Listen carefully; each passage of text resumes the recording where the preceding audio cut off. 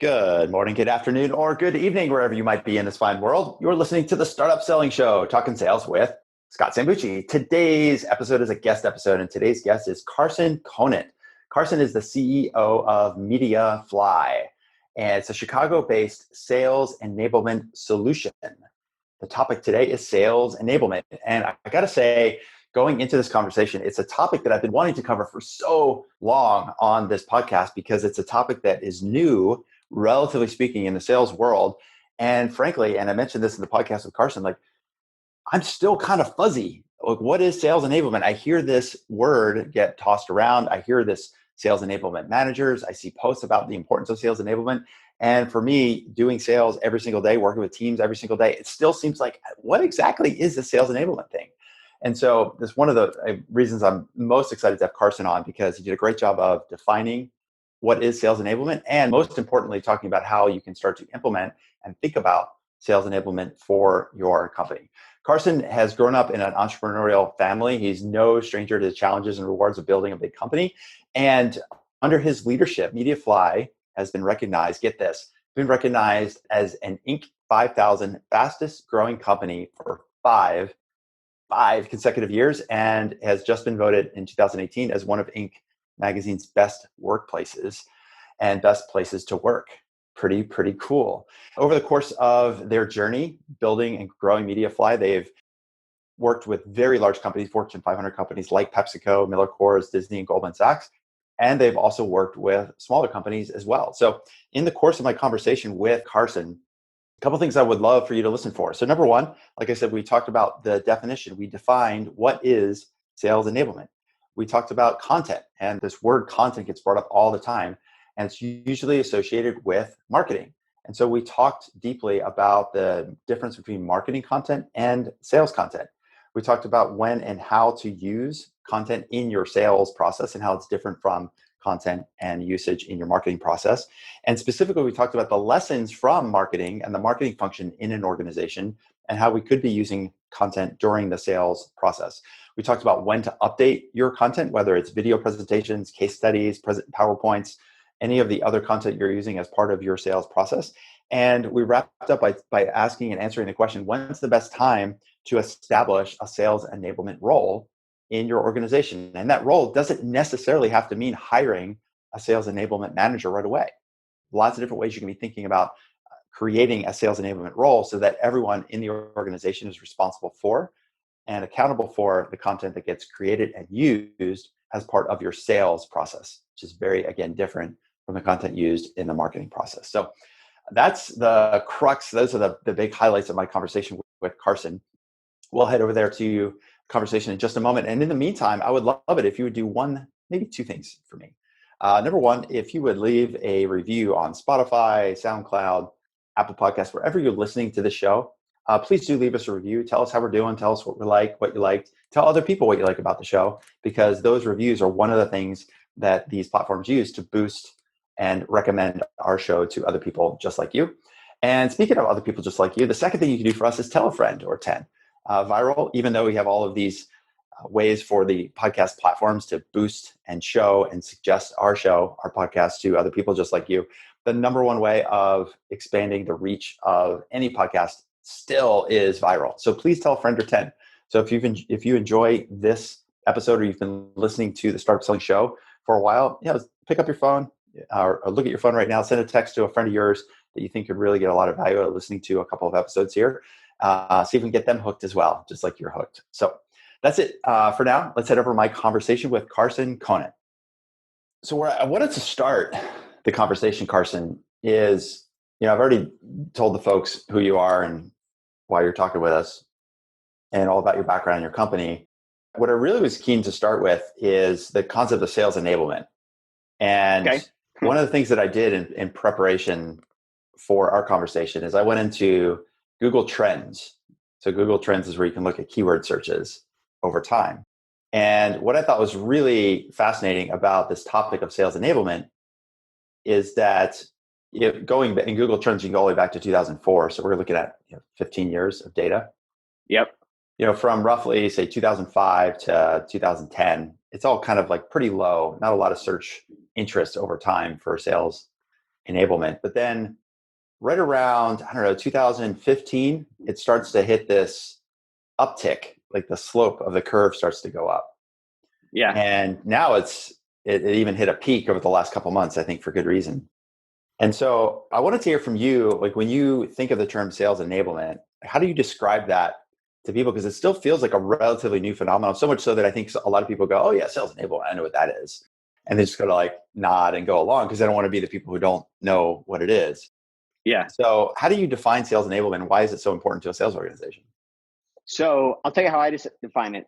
I'll kind of go I'll answer that kind of backwards. So what I think is interesting is the term to me is a catch-all term that has to do with like the frontline enabling of salespeople, right? So it's kind of like cloud, where I feel like if you had Googled like cloud, I think you'd probably see a similar trend where, if somebody said, are you moving to the cloud? You could think, oh yeah, I'm using Gmail or I'm on AWS, right? So I think it means a lot of things to a lot of people. And if you even look at the way the analysts have shaken things out, Forrester and Gartner have very different opinions of what sales enablement is. And you're starting to see some things centralized. Whereas if you look at like marketing automation, that's a pretty defined definition, right? It's not too different between the different analyst firms, right? So I think it was Sabo that coined the term right about that time. And actually, if you looked at our revenue trend, it would be doing that. It did that exact same thing. It was like just kind of bopping along, and then boop, So for me, the way that we look at sales enablement, it's content in the center. So it's how do you enable the sellers to tell the right story to their buyers, and how do you enable them to interact with their buyers in a more influential way, right? So essentially, how do you help them influence the buyers? I think the piece that I don't love about the definition of sales enablement today is it starts to also capture like all of the back office stuff. Like what opportunities should the salespeople be working on? Where should they be hunting? Where should they not be hunting? That kind of stuff, which to me that's a totally different motion than how do I present? What do I present? What's the right way of articulating my story, right? And so I like to think of sales enablement when I think of who's leveraging it the best. So if I think about somebody in a marketing organization that's got a brand new talk track that they know is working well, or brand new product line, something like that. So how do I go get dozens or hundreds, or in some cases thousands of sales reps to get on that new message, articulate that story in a way that they feel like is their own, validate that it's working, that's actually is driving revenue, and kind of reiterate that cycle, right? So that's the piece that I think where we get involved. And if you look at all the largest players in sales enablement, they tend to have content in the center. So content tends to be where they started from, and then we're all kind of adding things on to that core content. So long story short, I think sales enablement, that could mean so many different things, but I think particularly because I think the companies that started in sales enablement all started from content, it tends to have a content focus to it. Okay. And that I think maybe would explain a little bit of your background, because as I was doing some more reading about your background, I mean, you spent 13 years at Nightingale Conant. Yeah. So is there any irony to the last name being part of Nightingale Conant? No. Well, so my grandfather started a company called Nightingale Conant, which was really the godfather of self-improvement. So we, folks like Tony Robbins and Deepak Chopra and Wayne Dyer and all those guys and gals. So they were the publishing house, particularly in audio, for all that stuff. So I ran operations and technology there for a while, and then ultimately left. Growing up in that environment, you kind of have to start a company, or you'd be kind of an idiot, right? To not with the benefit of all this. So I actually struggled for a while thinking, what is my idea going to be? Like waiting for that moment of inspiration. And ultimately, it was this idea for Mediafly. Of course, I was in my 20s when I started it, and it was I guess I was in my early 30s. And it was like the delusional optimism, like we're all in with all the money. My wife and I put the mortgage in, and then right after that, we had two kids. All of a sudden, life got real. So so long story short, tying back to that self-improvement, I still, all of my basis for how do we treat customers, what is the motivation for where am I going individually, and where do I want to take the company, is all founded on all that stuff, particularly the Earl Nightingale stuff. Still on the board and still involved to some degree. I haven't been as tightly involved in a long time, but it definitely is kind of the core DNA to me and to the company. Yeah, I grew up my early sales career listening to Tony Robbins, Zig Ziglar. Yep. I felt like I personally kept him in business for a couple of years, listening to the old audio cassettes. I put him into Yeah. to the Yeah. car, and I listened to them in between sales calls. Yeah. I was part of the transformation, but part of my original job was to help the company move from cassette to CDs. So at the time we had these little robots that would like pick up CDs and make them and everything. So it was a wild time. And it was really kind of, the digital world transformed everything, because now everything in that world is it's all audible and podcast, right? You don't buy a physical thing anymore. So much of it previously was all physical stuff. So really the idea for Mediafly was and it was originally called AudioFly, and I changed it about a year in as the video iPod came out and all that kind of stuff. And then we went through a couple different iterations. We started as a podcast platform of all things, and then evolved into just kind of enterprise content distribution, but kind of more generic. We had lots of different interesting use cases.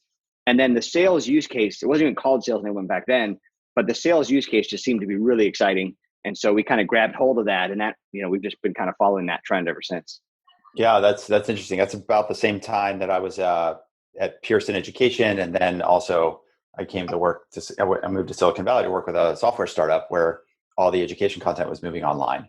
Yep. And it was the same thing. You had CDs. Some of the books had CDs in the back, but the more progressive textbooks had companion websites, and Blackboard and WebCT and all these online platforms were coming around. So our career somewhat tracked on that from a content standpoint.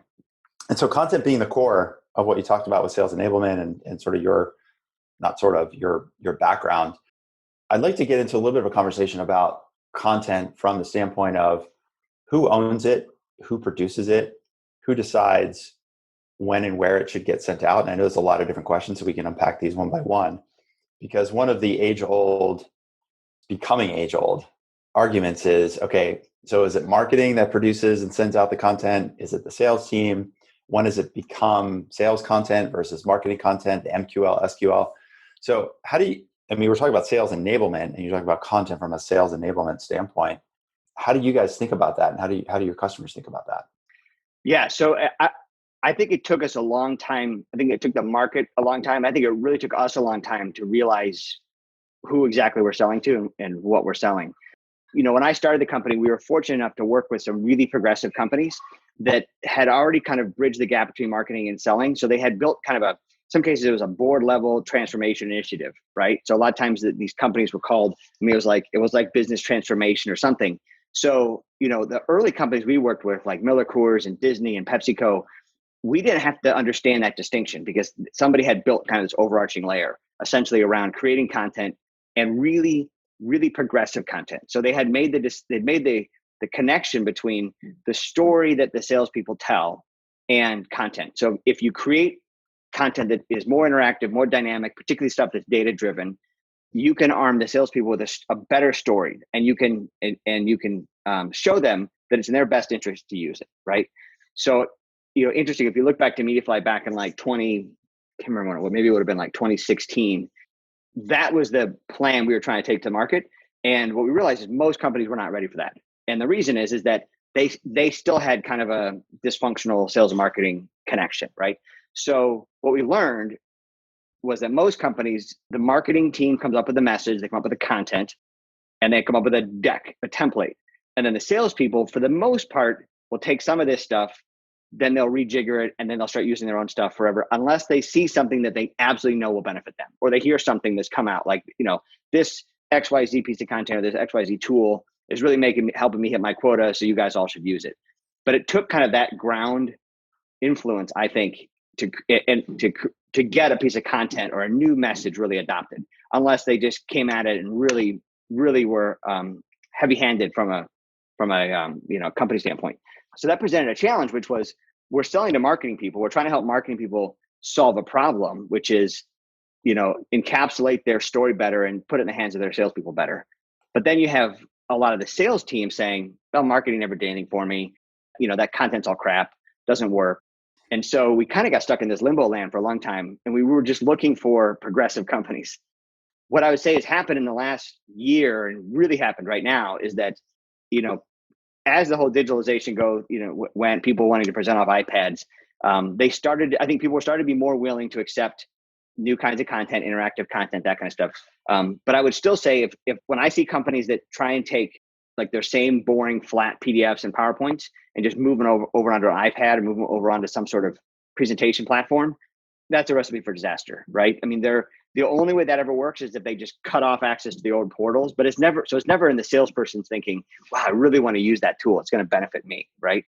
And so what we try and work with companies around is you have to add, stuff that they've never had before, data-driven presentations that are more compelling, animations and interactivity, so that I can spend less time preparing for my meetings because I know that during the meeting I can go in different directions because the content is designed that way, right? So because if you think about a standard presentation that you've seen, usually what happens is a sales rep walks in saying, I've assembled everything I think we could possibly talk about here, right? So they've spent a night or a weekend or some amount of time putting together the sales presentation. And then we're only going to cover maybe a third of it, but I'm jumping around and I'm switching pages. But if you hit them with something that was outside that thing, then they're like, I don't have that, or they're digging around the hard drive trying to find it. So that's why people hate PowerPoint presentations, right? They're just so boring. They're so flat. And so what we try and do is help companies move towards that. Now, where I'd say it bridges and connects with the salesperson's interest is once you can track it and you can actually bring it all the way back and say, look, this piece of content, the people that use this content tended to generate more money than the ones that didn't. So you sales team should use this. And that's when they start saying, oh, okay, because you've validated it, right? My peers that use this outperformed me. Okay, I'll take that seriously, Sorry, so very long answer to your short. No, it makes a lot of sense. And so it sounds like those earliest adopters, you mentioned Disney, I think you said PepsiCo was another one, Mm-hmm. Miller was a third. So They were, in a sense, like the innovators in the market. They were the ones saying that there's got to be a better way. They had some executive somewhere inside this massive company that said, hey, we've got to do a better job of linking marketing and sales content. And so they did it without really, it wasn't like it was a thing. They just knew they needed it. And so you picked up on that as clients. So what was it? What's an example of something that Disney did early on that helped to do that? So I'll tell you three versions. I think Disney and those guys have a little bit of a leg up because they're essentially presenting their actual TV shows and movies, and so that's a very unique world, right? But if I think about one that's a little bit more, a little bit more pedestrian to what we'd be used to, so PepsiCo and MillerCoors I think are great examples. So what MillerCoors was struggling with was when they're competing against craft beers, and you're essentially trying to displace craft beers on tap handles in restaurants, right? There's a set number of them. They're not going to add more tap handles for you. And so what you're trying to do is say, if you were to switch out one of those tap handles for one of my beers, that will benefit me, right? So how do you justify that story? And so rather than trying to compete on flavor alone or relationship, that kind of stuff, what they started, some really smart people at MillerCoors came up with was, well, you actually make more money per pull of MillerCoors as a bar owner because you pay less, because MillerCoors makes this stuff in higher volumes and so forth, right? And so what they started switching to was really, it was a way of doing like a P&L by tap handle, right? The ability to actually say, look, I know that everybody loves, XYZ beer. It's really cool. It's made here locally in Wisconsin or whatever. But you as a bar owner trying to reach this revenue goal is what you told me, or this profit goal. Let me show you what happens if you were to swap this out. They kind of built a calculator into that sales presentation that allowed you to quantify, your margin would go from $30,000 to $50,000 this year, $20,000 in your pocket if you were to make this switch. Now, all of a sudden, that's a hard, tangible story, right? So good example of, so how do you get thousands of salespeople across the country to know how to tell that story? Content, right? So, because if you could do tons and tons of training, but different people can have different, comfort talking about numbers and quantifying that kind of stuff. And a lot of people are going to be uncomfortable trying to bring out an Excel spreadsheet or doing that kind of stuff. So what they did was they created these really beautiful, simple presentations on Mediafly that had pages that along the way that were interactive, right? And so you get to one and be like, how much of this beer are you serving and so forth. And next thing you know, you swipe to the next page, here's your return, right? And so they did a bunch of those kinds of stories, and it just was game changing for them. It was so cool to watch the transformation. So that's one example, I think, where, and they would actually then hold up the people that use the solution, that really the distributors, right? Because, the beer companies all sell to distributors. So they would bring up on stage, these are distributors, and look, they, the ones that were using this are outperforming the ones that don't by 20%. All of a sudden, other distributors are like, wow, that's something we should take seriously, right? So that was one really great example. And that, we've seen other companies do that. We're usually not able to influence them and get them across the line because it usually takes kind of an internal effort. But we've seen other companies. There's a hair care company we work with called Cody that we saw them do a similar move, around quantification. Worked great. The other one, PepsiCo, I think it's a little bit different angle, which was they were really rolling out Challenger sale. And so they wanted everybody to be remembering Challenger sale, that motion top of mind. And so what they did, instead of kind of creating interactive presentations, they created what we call a theme. Essentially, it's how you navigate your content. And they had the organization of content reinforce Challenger. So it all started with like insights. Like, how do you deliver a challenging insight? Once you got somebody there, then it was like plan, boom, boom, boom. You kind of went, the kind of navigation was not product designed. It wasn't like Gatorade versus this versus that, right? It was much more about within each product category, how you talk about insights. So just another good example of where, they had this big initiative. They knew that if they could get everybody to follow Challenger, they would see an uptick in revenue. And then I would say every single one of these companies, they tried it in some small region or some small area. It worked. And then they used that evidence to kind of roll it out much bigger. All right. We are off and running in my conversation with Carson Conant, CEO of Mediafly. And in the meantime, these podcasts are just one of the many, many ways that we can help you to ramp up and scale up your startup. One of the best places to learn about even more stuff that we do every day, every week, every month is head over to Salesqualia, Salesqualia, Qualia.com. And there's a couple things you can do on Salesqualia. Number one, if you haven't already downloaded a completely full free PDF version of my book, Stop Hustling, Start Scaling, you can do that on right from the homepage at salesqualia.com. If you already have downloaded the book, then you're probably on our marketing list. But if not, for whatever reason, you're not on the marketing list and our email list, go ahead and hop on that email list, because every week we're sending out messages about new podcast episodes. We're publishing blog posts and sharing that content with you. There's videos that we're publishing on LinkedIn and other platforms, as well as sharing whenever we're doing live events. Right now, at the time of this recording, I'm doing a 2-part masterclass that we announced out to our email marketing list first. So those people got first dibs, first rights on those seats that are available. We had 80 people sign up for the Sales Masterclass Part 2. So these classes do get full, and these opportunities to learn directly from me and other experts just like me in these live events are limited. So you want to make sure you know about them first before it's too late. So best way to do that is go over to salesqualia.com, download a copy of the book if you haven't already done that. That will add you to our email list. And if you're looking for more ways, Jen, and you're not getting emails from us, then make sure you do add yourself to the list so that we can keep you up to speed. So, all right, that's it for now. Let's head back to my conversation with Carson. Yeah, I really like these two examples, especially when we start, along the topic of who owns content, marketing or sales.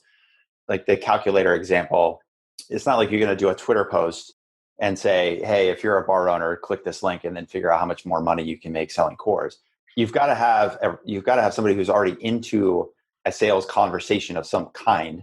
I have a relationship. Yep. I'm going to go meet with this bar owner. I'm going to go meet with this chain.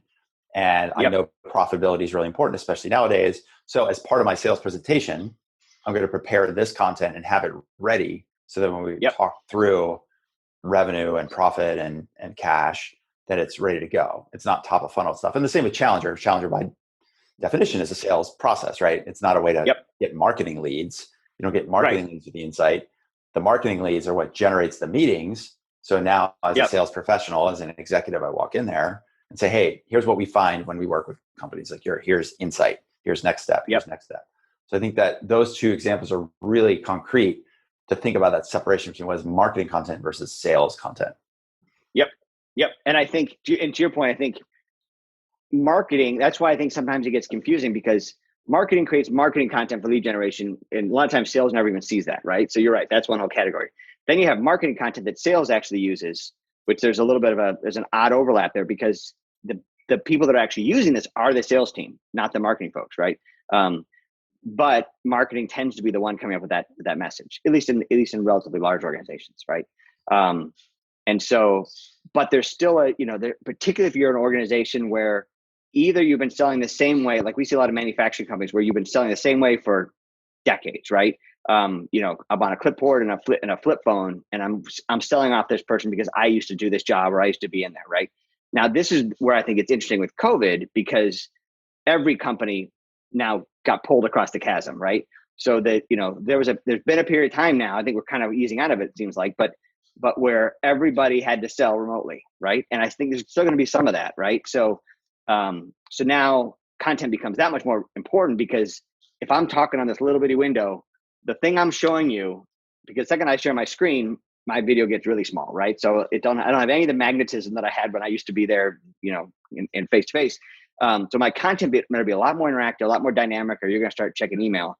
And then also, if I need to be able to send you stuff afterwards and beforehand that I can see that works, right? So I need, this is what we advise our customers on, is make sure that you can share collateral that has what I like to say, no dead ends, right? So if I share a piece of content with you, it shouldn't be I'm on a rampage now about the death of the one pager. And if you look on our website, we got a ton of one pagers, and we got this huge shift now. Yes. Yeah. It's terrible, right? Yeah. You get this thing and you're like, maybe it made sense when it was printed and I was like stopping by your booth back in the day or whatever, or you're going to hand it to me. But now it's like, this should be a high level information.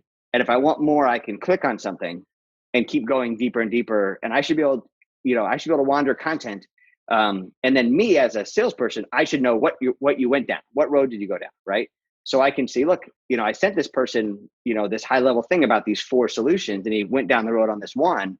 So I'm going to call him up and talk about that one. Right. So it kind of gives you that ability to help people do that whole education themselves. We all know the B2B buyers are educating themselves more, but it allows you to kind of guide them a little bit, because I'm sending you something that's interactive and dynamic. Right. So we try and advise a lot of clients to get off of that one pager or flat files, right? Just never have any dead ends. You should never reach the end of a presentation and be like, oh, okay. If you take that analogy or that framework of a one pager, right? Marketing people have been doing what you just described for years, for decades, right? If I go to a website and I click a button that says download white paper, it says check your inbox in 5 minutes, you'll get the download. In the meantime, watch this video. And then I watch the video, and at the end of the video, it might say, hey, if you want to book a demo, click here. And then I book the demo, and then I'll get it. So that, they talk about marketing funnels as a reason, right? You're funneling through. So marketing people have known about this.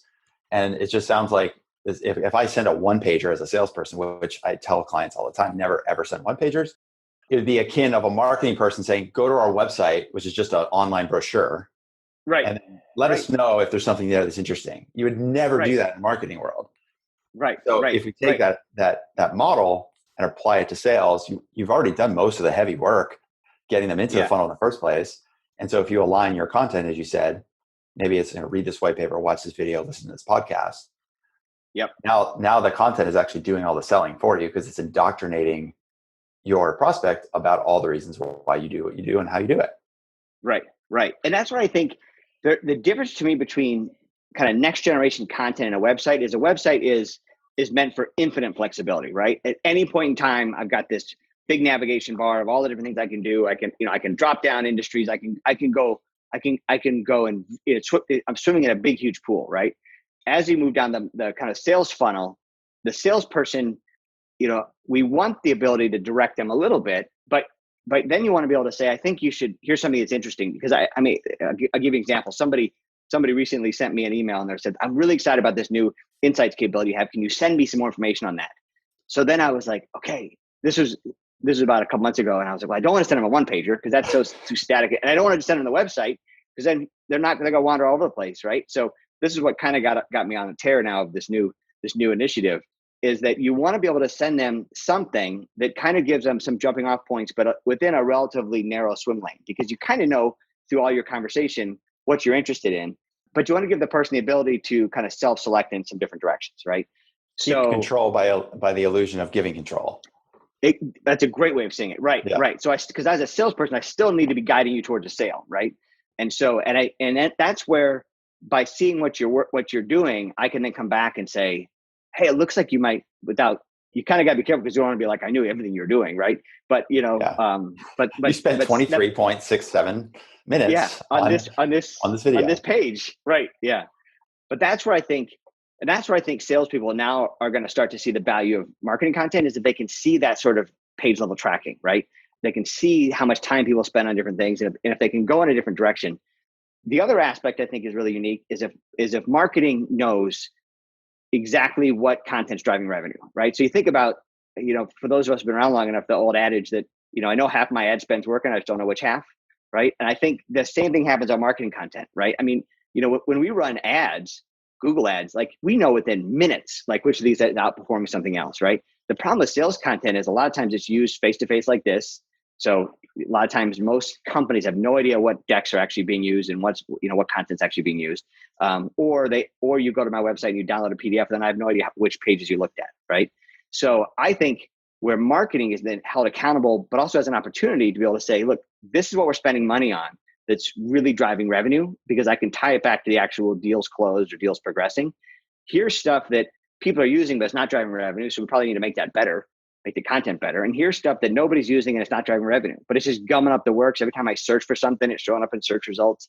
Like, let's just kill that content. And so it starts to give marketers this neat, kind of like a Google Analytics type understanding of content, right? And this is where, to your first question about sales enablement, there's so many tentacles now. And you look at us and the competitors, we've all kind of gone in a little bits of different directions, so that sales enablement is now this really big nebulous thing. And honestly, it depends on what, in a lot of cases, it's which of us are talking to you first. Do we steer you in this direction of automation, or we steer you in the direction of content? Well, so it's a newly formed concept, right? So like you said, even the early adopters didn't even really have a name for it. They were just doing it because they knew there was a need. And we're just a couple, frankly, really just a couple of years into this process of sales enablement. And so it's like any new innovation, there's sort of this development of what it means, and different people want to solve it different ways. And there probably are different factions. Okay, for these kinds of companies, automation is the way to go. For these kinds of companies, these kinds of sales, you need to have more of a manual intervention when it comes to So this is like starting really broad and getting narrow. This is awesome. So have you found within a content, I don't know what you call them, like I would think of it as a content funnel. It's probably not the word you would use. So I'm a salesperson. I've got, whether it's a bar owner or somebody on the other side who I'm selling to, and I'm putting them through this pathway where they can kind of choose their path. Are there certain kinds of content, or is there a certain type of, I don't even call it like a portfolio that you should have? Like, it can't all be white papers. It can't all be videos. So have you found that there are certain combinations that work better or worse through the data that's available on your platform? So that's actually a really neat question. I don't know if we perfected it yet, but I'll tell you where I think it's going and where I'm pushing us and other companies is to kind of create a portfolio of content around each concept, right? So everything that you create, you've got a presentation about it, which is something that's meant to be done real time. You've got some sort of, we're calling it digital flyer, but essentially that's kind of the next generation of the one pager, right? Something that has no dead ends, right? So it starts high level and allows you to continue down a path. And then I think you need a video. You need something that somebody can just sit there and stare at with no interactivity, right? And those things should interlink, I think, so I could go, and they should interlink to other aspects of that, right? So I think every piece of content should have those three things. Those are the three things that the customer is seeing.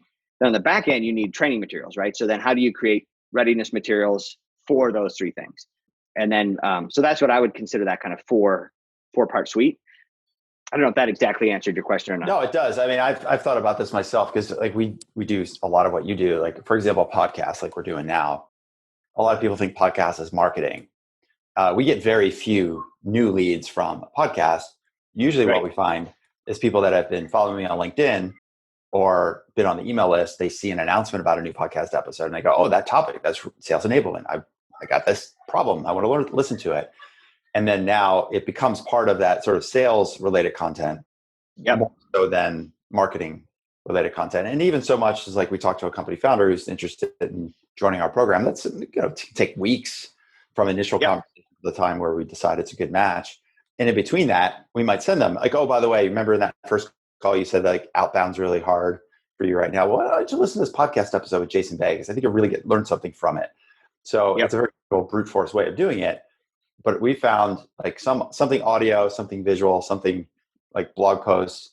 It's almost like as a learner, everybody learns different ways. There's, kinesthetic learners and audio learners and visual learners. So it's almost like if you could hit the different learning styles. Like having people do exercises, like, hey, watch this video and draw out this graph and tell me where you are. Then at some point you might hit the one thing out of the five that hits, connects with the one person. Yeah, I agree. The other thing I think is I'm starting to see different technologies merge together where I feel like a presentation used to be separate from a video, right? And I feel like what I'm seeing now, it's becoming so much easier to produce videos. You can do them in PowerPoint now. I'm not sure if I think it's a pretty cool trick where you drag a video onto a PowerPoint slide and then you just use really basic animations to kind of call out lower thirds, that kind of stuff. The stuff that normally have to be done in like After Effects or some other like expensive and very specialized tool, right? And then you save that as a video. So a regular person can create a video with lower thirds and not nice little call outs and all that kind of stuff using animations. And so now all of a sudden, I think you start to get the benefit of both those two things, right? And then vice versa, if I have I've said to our folks, if I have a presentation that shows a picture of a screen or, that shows a Mediafly thing, I want that thing animated. That thing should be a video. Even though it's on the page and it might be small or it might be big, it should never be static, right? And so it's kind of like the website world, right? Like if I saw you on a website, my expectation would be you'd be talking, there's no sound, but I'm seeing the lower thirds coming in and it's, so I'm instantly perceiving this, right? It's not like the video is some totally separate standalone thing I got to go link over to, although there still is that when you go to YouTube. I personally don't like it. I personally think that stuff's just start to become kind of part of the same thing. Yeah. Well, I mean, you and I were talking about our old backgrounds on publishing, right? You talked about CD-ROMs. And when I was doing textbooks and stuff, whether it's a CD-ROM or a website, it was designed to be supplementary. And the promise of ebooks with textbooks was there's not going to be any more textbooks. Everybody's going to go to this and you're going to read a little bit and then watch a video and then do an experiment online and then listen to some guest lecture from Marie Curie because they had this on audio, and it was all going to be this one holistic experience, all captured in this one medium of CD-ROM or website. And that's sort of was the big promise. But that's kind of what we want to do in the sales world, is to make sure, again, just mimicking what marketing people already know works. Right. Really. So why stop what got somebody into the funnel in the first place? Like they enjoy listen to the podcast, watch the videos, right, and following the blog, doing all these things. Now, all of a sudden we get into a sales presentation, it's like PowerPoint. Yeah, right. PowerPoint. It's right. Like, It is. It's right. It's like as soon as you get past that top of the funnel, then it's just, the content gets so static and boring so fast, right? Yeah.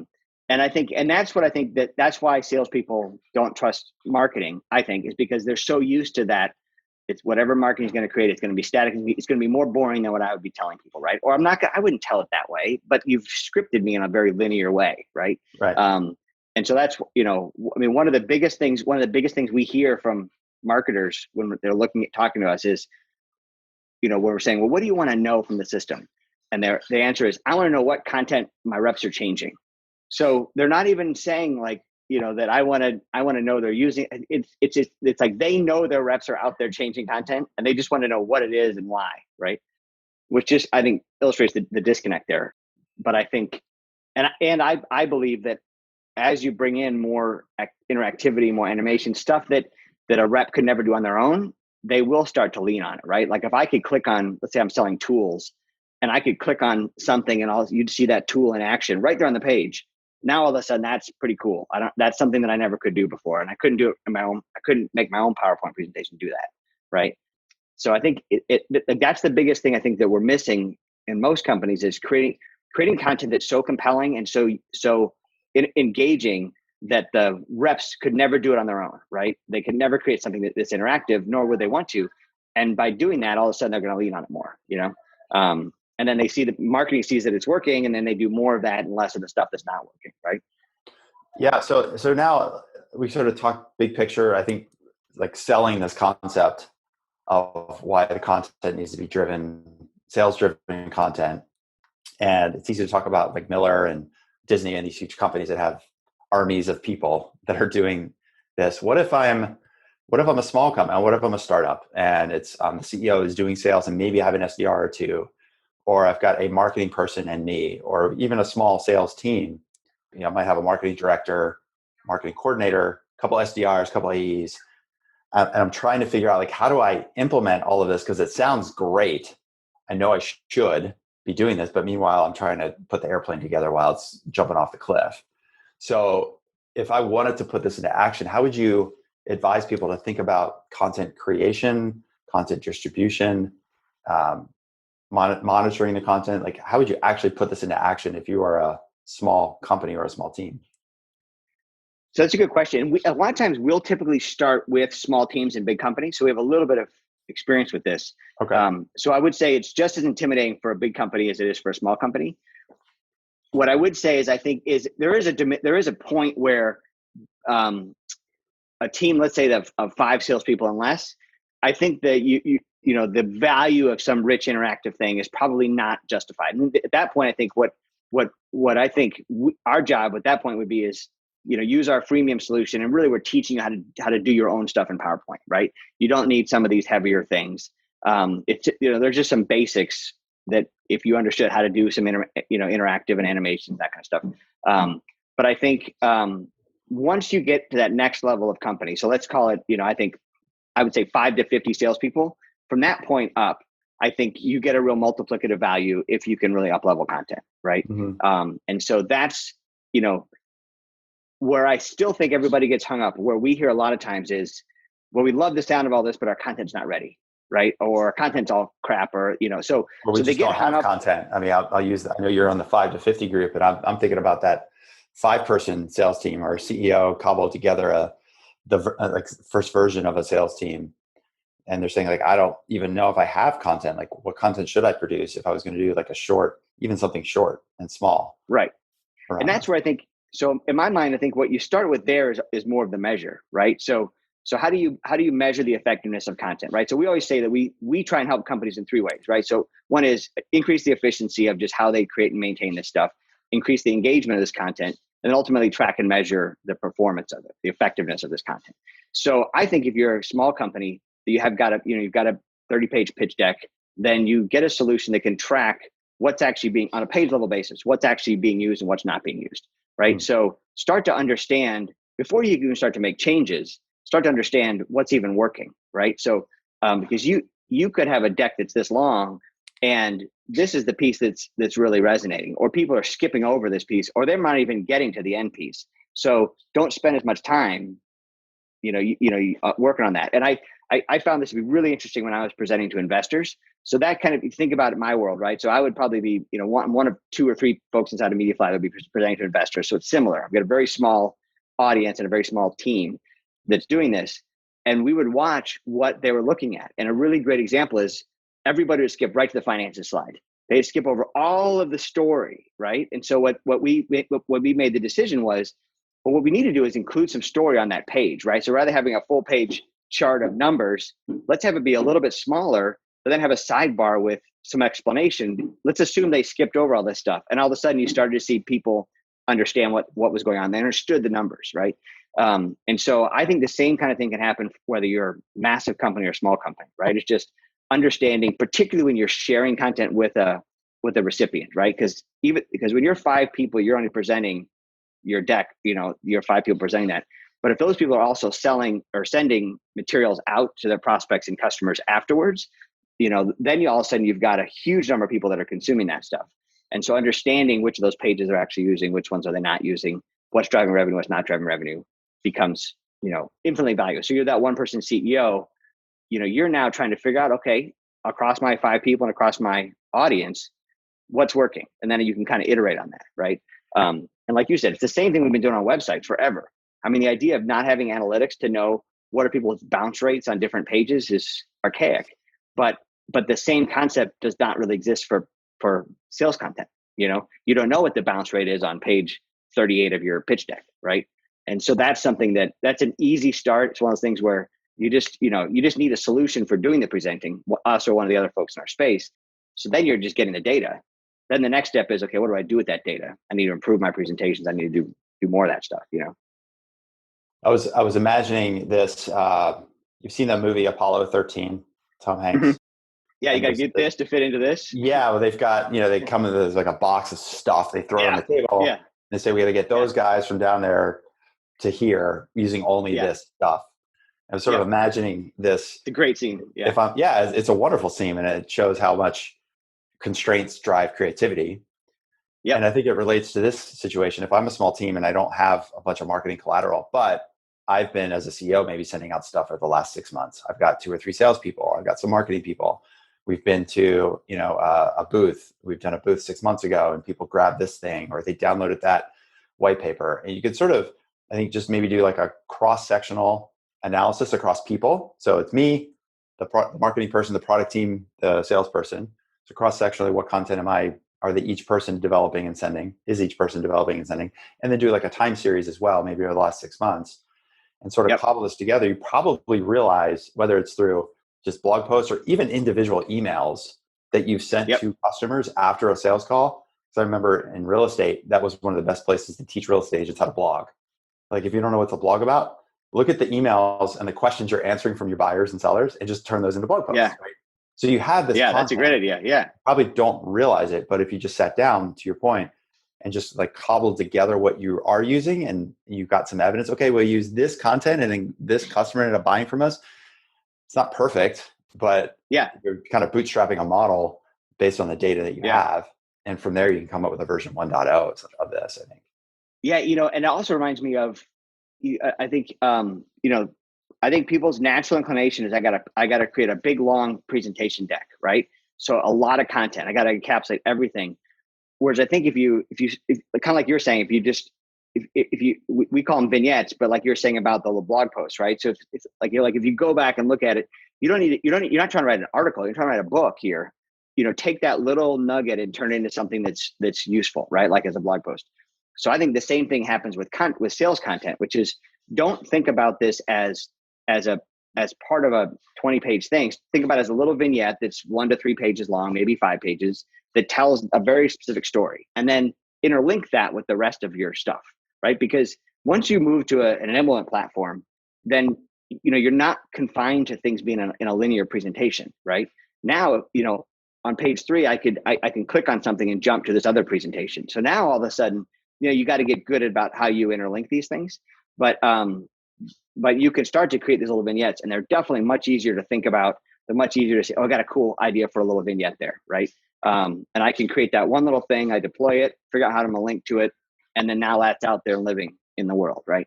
Now it takes a little bit more training, takes a little bit more education to people to understand. You got to make sure you're using whatever your enablement solution is to surface content so that people understand what is new and good. We've definitely seen that the case of, if a tree falls in the woods and nobody hears it, that or that kind of thing, right? And that'll happen with content. People will create really great stuff, and then it'll be buried, in whatever their hierarchy is, right?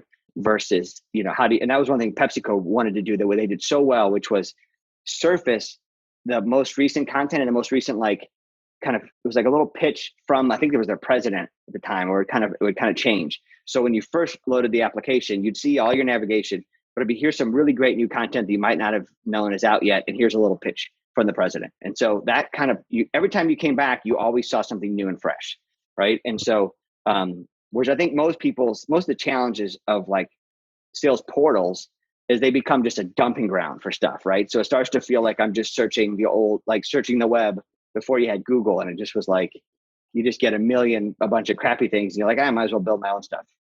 Yeah, and I'll just add version 7 of the same one pager. Right.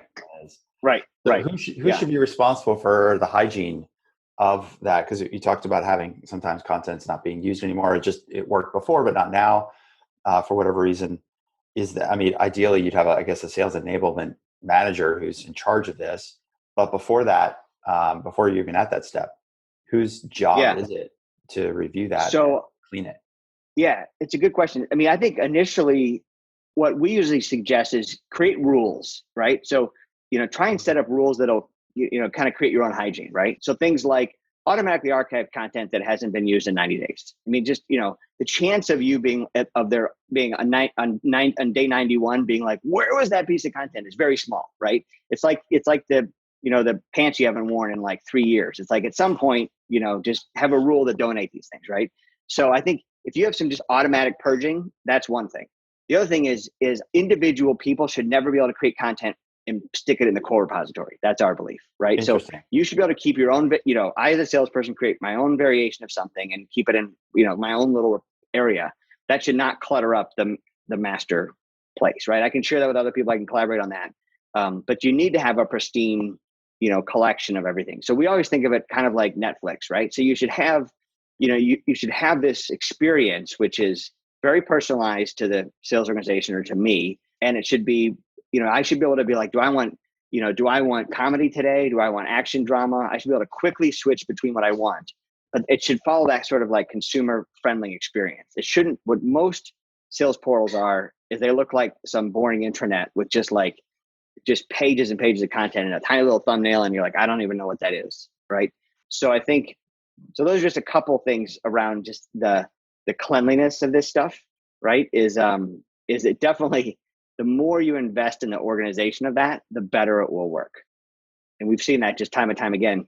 And you can delegate out. You can say, you particular person within the organization, you're able to modify the case studies folder. It's your job to keep that up to date. You can't mess with the other folders. And so the problem we also see is somebody would swing too far towards a single bottleneck.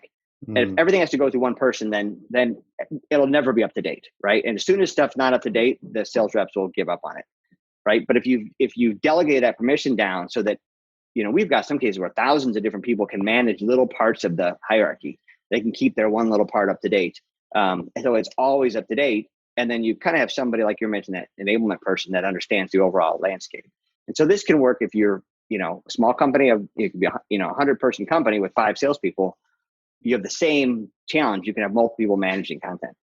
Yeah, well, I like the idea of individualizing who's responsible. It's more of the jobs to be done versus whose role is it. So case studies, right? So case studies could be a marketing person is responsible for the case studies piece. The short demos that we have, that's the product team, right? Yep. So those are examples of, it doesn't matter who, it doesn't have to be one person that owns it, because frankly, that one person who owns it is probably more of a generalist anyway. And they're not going to know what the best version of the product demo is, or which exactly might be coming down the road. And I also love this idea of purging 90 days, because especially if you're a startup and you're going fast, like the product, whether it's a one-pager or a white paper, whatever, what you published 90 days ago, it's probably not reflective of how quickly the product has changed and quickly your customers have changed, what you've learned. And so just instituting a couple of these simple rules makes it easy. And then so if on the idea that I can't check in my own content, does that just mean there needs to be somebody else? I need to say, hey, I just had this case study come in from a customer, send it to that person and say, hey, if you want to add it type of thing. That's so yes. So I think it doesn't have to be quite as draconian as I said, right? I mean, somebody can still create something and say, hey, I think this should be added to the hierarchy, right? Sure. I think so that is totally valid. I think what you don't want is, like you're saying, it's the 101st variation of a certain presentation, which is gumming up the works, right? And the enablement world initially kind of went down the road. Savo had kind of this concept of, it was almost like, it was like MySpace meets SharePoint, right? It was like some sort of like portal. Yeah, I know, right? Yeah. It was like, me as a salesperson, I have this list of all the different content I use, and I'm a trendsetter. And so you're going to tune into what I'm creating, right? The variations I'm creating. And then you have other people that were doing different things, and it didn't work, right? And it didn't work because, people are busy. They don't have time to figure out who is the best content creator for this or that, right? So I think there's been a shift back more towards curated content, but tuned based on kind of AI and machine learning, that kind of stuff, right? So you can figure out, for me, what should I be, what content should be recommended for me or for this opportunity or account, that kind of stuff. So you can start to tune that stuff, right? So that, 2 different salespeople or 2 different regions, you'd see different things. But the different things, it shouldn't be, Carson's version and John's version and Joe's version of that same thing, right? And then to your point, if there's some innovative new thing like a new case study, then usually that, that would either be, you reach out to the person, say, hey, I think we should do a case study with this company, and those two folks connect, right? Or there's a standard template where somebody can fill it in. And that's actually one of the things we're starting to lean a little bit more towards, which is, how do you create templates that if I've got a passion for a certain topic, I could rough it out, right? And I could lob it back in, and marketing can say, yes, approved or whatever, right? But you start to create things that are templatized, which kind of brings me back to one of my other points, which is, I think one of the mistakes that marketing teams do is they create everything a lot of times in PDF, because they're creating in some sort of design format, particularly when you're talking about one pages, that kind of stuff. It tends to get created in some sort of more high-end design suite and then output as PDF, which means it's uneditable from by a regular human, right? Whereas if you start to think about authoring everything in PowerPoint and then deploying it to an enablement solution, you still have all the benefits of PDF. You can send it to somebody, it's encapsulated, you can protect that content, but a regular human can modify it or create a new version, like a derivative, right? So if I'm going to create there's a great case study that I heard, or I saw, and I've got a new case study. I can copy that one, fill it in with some new stuff, and lob it back to marketing and be like, hey, here's a cool case study, right? You could never do that if they were creating PDFs, right? It has to go all the way back through that design process. That makes sense? It does. So I got one last question then we'll let you get on your way. So on the sales enablement side of things, so I'm imagining, okay, so I'm CEO of a company or head of chief revenue officer, whatever. My question might be, when do I hire a sales enablement manager? Because there's like competing interests, like just using our trend that we talked about in the very beginning of the conversation, right? There's other trends that are new, sales operations. There's like, oh, I got to hire a sales ops person now. I didn't have to hire that person 5 years ago. I got to hire a sales enablement person. I got to hire SDRs. I got to hire an SDR manager. I got to hire customer success and account engineer and all this other stuff. So now you're telling me I got to have this headcount, which is hard to directly attribute to revenue because it's not like a salesperson. I put them down and then they 10x revenue. So what would be some signals to say, hey, as a company, it's time to make this investment? Yep. Because I got to justify that budget, especially if I'm thinking about runway over the next 12, 18, 24 months. Yeah. So I would say what I think is interesting is if you look at your spend on content. So if you were to add up your company, you were to add up your designer, your copywriter, your, a lot of cases you've got outside folks, so if you were to put all that together, typically that amount is about $100,000 on the low end, right? A relatively small company, you could find spending about $500,000 a year, right? So I think you need to look at that spend and say, if I were to bring another person in, I'm probably saving half of that. Half of that money is probably getting burned. I just don't know which half, right? So if I'm spending $100,000 a year, I'm burning $50,000 a year. I just don't know it. $50,000 a year is not being used. If it is being used, it's not helping. I just have no knowledge of it, right? And so I think it's somewhere in that $100,000 to $500,000 range when you add up. Which at that point, if you're a U.S. based company, you're probably talking about 2 to 5 people in your marketing organization, including all the other ancillary stuff, right? That you've got. And so I think, if look at it through the lens of what does it cost to add a software solution like Mediafly is not very expensive. And then what does it cost to add a person, or what's more likely is you're assigning it as a role internally. So you're probably not hiring a net new person at that point. You're saying, hey, you're in charge of sales enablement. You're in charge of product marketing. I want you to also be in charge of, of this, but and here's how we're going to measure. This is what your responsibility is going to be, right? Because a lot of cases, it's not necessarily, you're not the person creating the content. What you really are is the person orchestrating, the person saying, we're going to have some discipline around measuring the content of what's working, what's not working, making sure everybody's trained on the content, and then make sure that the marketing organization is creating new content that fits into what's actually working. Yeah. So I like those benchmarks in terms of if I look at my budget or I look at my expenses and go, okay, I'm paying for this digital marketing person, this copywriter, whatever. I add it up and it's like, oh, it's 2K here and 3K there and 2K there. All of a sudden I realize like, wow, that's a head count, right? So that's one indicator. And the second would be, I like your idea of kind of migrating into a role. I don't necessarily have to hire somebody from zero, take somebody on the team, make it part of their role and responsibility. And as that grows, then that it's almost like an amoeba, like you split it off. You go, okay, now we have enough work in the sales enablement part of our business that it does need to be a full-time role. So either that person can take that over and we replace the product marketing stuff, or we go on and hire a sales enablement person. So it doesn't have to be, let's start from scratch and look for $175,000 and budget money on top of all the money I'm spending. Right. Exactly. Yeah, exactly. And I think if it's a shared responsibility too, it also can, at that point you've got some other people that are, already, part of the equation of solving this, right? So if somebody's coming out of more of a sales ops, maybe that's the data person, right? Somebody else is coming out from a content creation standpoint. Even if you had a full-time person, they're not going to be the person specialized in all those skills. So I think kind of a center of excellence is a place to start. That's actually what we did. So we've got different people that kind of overlap into an enablement function. And then maybe at some point we'll hire somebody who's, vice president of sales enablement. But so far we haven't needed it because that person would have to have all these different skills. Cool. Dude, that's a great way to wrap it up. Man, I learned a ton about sales enablement. Even for me, I'm like in this world every day, and I feel like it's just so fuzzy, and it's gotten so much more clear for me over the last 15 minutes or so. So thank you for doing an awesome job explaining all of that. Thank you for that. I'm not usually I'm I tend to wander a little bit too much. I'm never one to really bring things down to get less fuzzy. No, it was good, man. I'm clear. I think the people listening are really clear too.